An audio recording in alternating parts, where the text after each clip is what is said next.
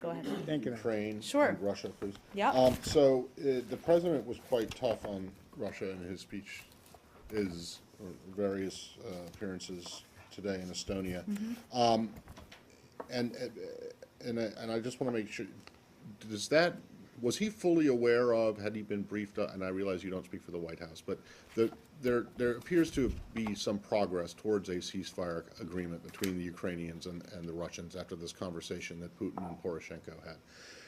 Do you know, I mean, has the administration and the president dismissed that apparent progress, or was it really not settled yet by the time he made his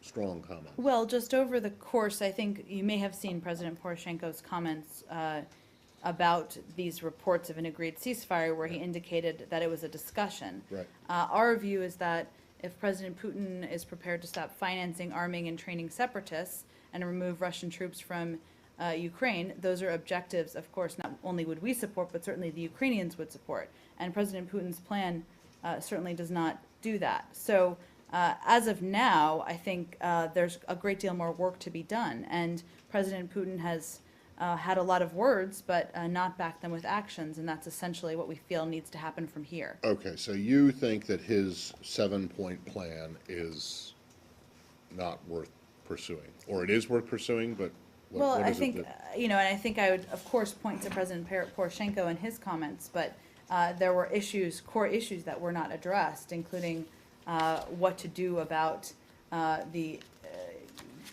Russian engagement in this in this incursion, and I think that's obviously a big factor here. Okay, so I just want to make sure that I understand. The administration's position is that this, whatever it is, whatever resulted from this conversation does not go nearly far enough from the Russian side. Well, I think outside of the United States, one, as I understand it, the Kremlin and Russian-backed separatists have already backed away from it, and President Poroshenko has spoken publicly to it.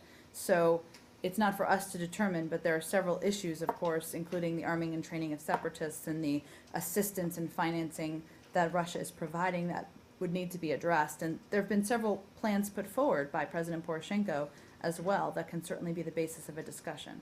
Do you expect the plan to tide President Putin over through NATO? I mean, has he bought himself some time here?